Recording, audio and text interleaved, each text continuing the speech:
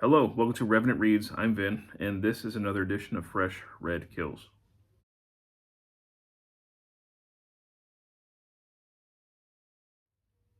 So, Fresh Red Kills is where I talk about books that I have recently finished reading. So, earlier this month, I did finish reading Margaret Atwood's The Handmaid's Tale, and I also read When the Dead Rise. So, let's talk about this one first. I read this as kind of a group slash buddy read uh, with Dave, Dave and Olive, his dog, over at the Book Blather, and also Elaine over at Cobalt Dragon. I'll leave their links below. So this was one of the things that I was reading for the Banned Books project, reading 10 banned books that I have on my shelves over here in the year 2024. And this is the second one. I read Lord of the Flies 2 months ago, but now I'm trying to get back into these. And I think Dave was also reading it as part of the Banned Books Challenge, and maybe Elaine was too. I'm not sure if we were all doing it for the exact same reasons, but it was one that we were all planning to read anyway, so we decided let's compare notes. Now, this is something that, of course, I know a little bit about this from the Zeitgeist. I never watched the show that came out about it that I know that was really well received. And I remember discussing this in high school, but I don't know if we actually read it. I don't think we did. I think that for some reason it came up. Like, maybe we talked about scenes from it. There is a scene in here involving the game Scrabble. I'm going to have a spoiler-free discussion with this for the most part. And that seemed really familiar to me, but a lot of this other stuff didn't seem familiar. And in fact, I didn't really remember exactly what a Handmaid was until I read this. So what we have, this came out in the mid-'80s, and it deals with a near-future dystopia. In the United States, which has been taken over by an extreme sort of Christian sect that, basically stratifies society, especially women. Women basically lose all of their rights, and they are very heavily classed. And some women, these handmaids, basically become they're basically just surrogate mothers. We have basically destroyed the environment by this point, and reproduction is an issue. A lot of people cannot reproduce. A lot of babies are born deformed. So the women that are fertile are incredibly important, but they're also incredibly oppressed. So a man who is an elite, he could have a wife, but if the wife can't reproduce, he'll be appointed a handmaiden or handmaid. So somebody who he is supposed to reproduce, but she's not supposed to be a concubine. She's not supposed to be like a sex slave sort of thing. But the idea is to impregnate her. And these women really don't have any rights. They are just bodies. They are being used for their womb, and that is about the only thing that is important. And the world has become this kind of weird, twisted theocracy, a Christian theocracy. Now, there were a lot of things that I thought were quite strong. I really liked Margaret Atwood's writing. I thought there were some very striking scenes and the way that she describes things. We are basically seeing everything through the eyes of a character named Offred, of Fred. Their names denote their ownership. And there's sort of a stream of conscious quality to it. She speaks mostly in the present tense. So sometimes she is telling us what's happening, sometimes she is imagining things, and then she often goes back also into memory to fill in some of the gaps and let us know how we got here. And the way that we got there, I think, was maybe the thing that I had the hardest time believing. The book kind of depicts it as this sudden, violent overthrow. And I wouldn't necessarily see it that way. I would see, if we were going to become a theocracy, I would see it as more of a slow build, and I would see a lot of public support. And then, basically people getting what they asked for, but not ultimately liking it in the end. So that's one little thing that I would have against this. Now, one of the clear inspirations for this was the Islamic Revolution in Iran, when they threw out the Shah. There were certainly a lot of people in Iran who were in support of throwing out the Shah and were very excited about revolution. But then once they got the Ayatollah and the kind of Revolutionary Guard, policing their morality, it wasn't quite nearly as good as what they wanted it to be. And I kind of think that maybe is a more realistic depiction of how things would end up the way that they are.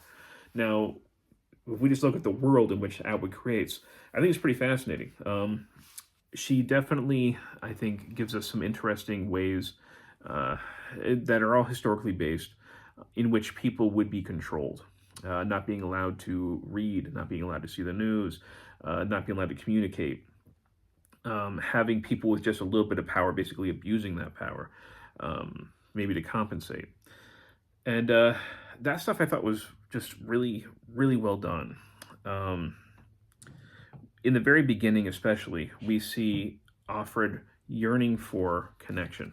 There was a certain line that really stuck out to me, and I said this to my group. They read it, but she's remembering a conversation she had in her past, and I'll just quote it really quick. Fraternize means to behave like a brother. Luke told me that. He said there was no corresponding word that meant to behave like a sister. Sororize, it would have to be, he said, from the Latin.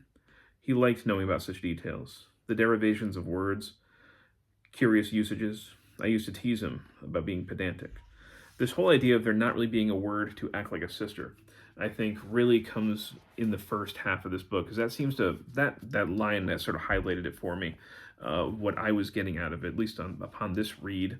If I read it again, maybe I'd get something different. But you see her yearning for human connection. You see her wanting any hint of understanding or sympathy from people, especially the women that she's come into contact with. She doesn't see a lot of men. But every time she has an interaction with a woman, there is either envy or there's anger or there's spite. And as things go on, we start seeing more connections being made. But you can see her desperate for that yearning, and how isolated people would be in a society like this, even when they're surrounded by others. You can see the headpiece that she has the wings on it, so that she can't really see what's going on around her. It's she's even isolated visually. So all this stuff I thought was really good. Overall, I'm not going to get too much into it. I did like this quite a bit. The ending, which I'm not going to explain what it is ambiguous. And I think Elaine didn't really quite like that ambiguity, if I remember. I don't know, there were people that I knew that didn't like the ambiguity, but I kind of liked it. I thought it was fitting. I think that, well, it's not quite the ending. Let me just say that. I kind of like the ambiguity, but then at the very end, we get this, it's called like historical notes. And we get it's like further in the future, and it's like this historical conference where we get this lecture about the Handmaid's Tale. So it's like the thing that we just read is like this historical document, and he's basically this historian at this conference. He's basically given like a scholarly exegesis about this thing and giving us some background information. And I just didn't really feel like I needed that. I felt like I'd already made the connections, and it felt a little bit to me too much like Margaret Atwood was like, okay, in case you didn't understand everything that I was doing, let me draw for you in crayon. Which I don't know, I just didn't quite appreciate it, I guess. I didn't really like it. I wanted to keep things a little bit more up to my own interpretation. But, even with that, I thought this was a very strong novel, and I liked it quite a bit. And I can understand why it's had the impact that it has, and also why some people would maybe fear it and want to ban it. So, that's that. The next thing I read, I also liked quite a bit. This is When the Dead Rise, Narratives of the Revenant from the Middle Ages to the Present Day by Christian Livermore. And, an awesome cover. I love that cover design. Now, my channel is called Revenant Reads. I'm obviously a big fan of this type of creature. And this was published by, what's this? Is D.S. Brewer. I had gotten this from a sale from the publisher. And I got it for a pretty good price. I think it was maybe like 80% off or something. By itself, if you could get this now, it would be expensive. So it is one of those things you have to really look for a sale, because this is like one of those niche kind of publishing copies. But yeah, this is right up my alley. So I'm sorry, and I also read this for quarter 2 of Historathon 2024, where we are reading nonfiction history. And in quarter 2, I'll leave the information down below, we are looking at the years 500 to 1500. And the first half of this book at least deals with with quarter 2. And what she does is she looks at the Revenant. So we're talking about the dead that come back bodily, and they have qualities generally of being in the grave, so rotting, smelling, that sort of thing. And the way that they were depicted in the Middle Ages, and then following it all the way up to more secularized literature, closer to the modern day. And it's quite interesting. So a few things that she basically ends up, I'm going to be vague with this, uh, that she ends up finding.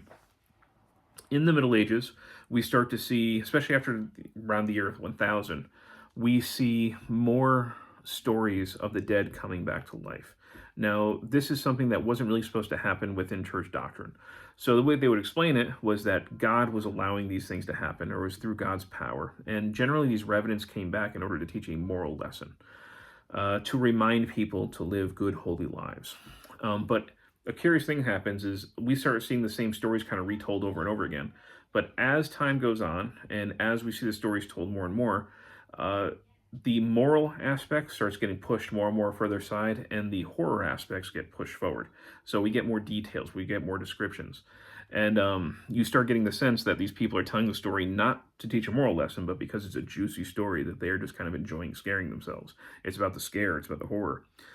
And we see that especially in the Catholic tradition. So then once we get the Protestant Reformation, we end up doing away with things like purgatory, or the soul kind of being anywhere aside from heaven or hell if the person is dead. So then the Protestants, they don't do away with the Revenant, though. Instead, the Revenant becomes a dead body inhabited by the devil. And maybe he will, basically consummate with a witch or something like that. So things keep on changing, and then we keep on going. And once again, we start seeing eventually the kind of religious hang-ups being pushed aside, and we start seeing more and more with the horror aspect and the horror story. At the same time, we're also seeing the Revenant in art a lot more. And it could be things from like the plague and all the mass death that people saw. Basically, we're seeing people confronting the fear of death. And even if a church writer, an ecclesiastic or something like that, is writing a story about a revenant or painting something about a revenant to teach you some kind of holy lesson, when most people see this thing, what they're seeing is their fear of death. So then she ends up following it pretty much up into the more secular age, Enlightenment and post-Enlightenment, where we start doing away completely with the religious message, and it just becomes about the dead returning. And she goes into the different ways, the different types of revenants that we'll see. So sometimes they're kind of like the religious revenants of the Middle Ages, but maybe they're scientific revenants, like what we get from Mary Shelley. Or we also get vampires, get a large discussion in here, which are revenants. And we start seeing vampires become more and more discussed, especially after the Protestant Reformation. And, there are no images in here. One of the things that I appreciated, you see here, is we have footnotes.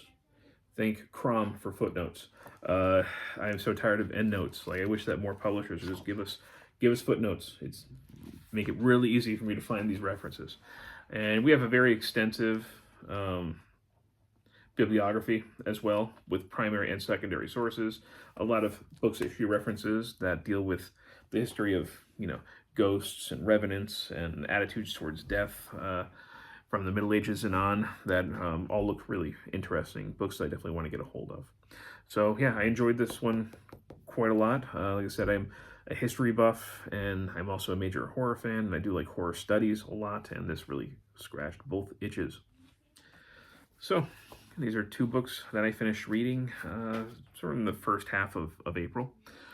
We've got Margaret Atwood's The Handmaid's Tale, and we've got When the Dead Rise, both of which I would strongly recommend if you could afford this one. As always, thank you, BookTube.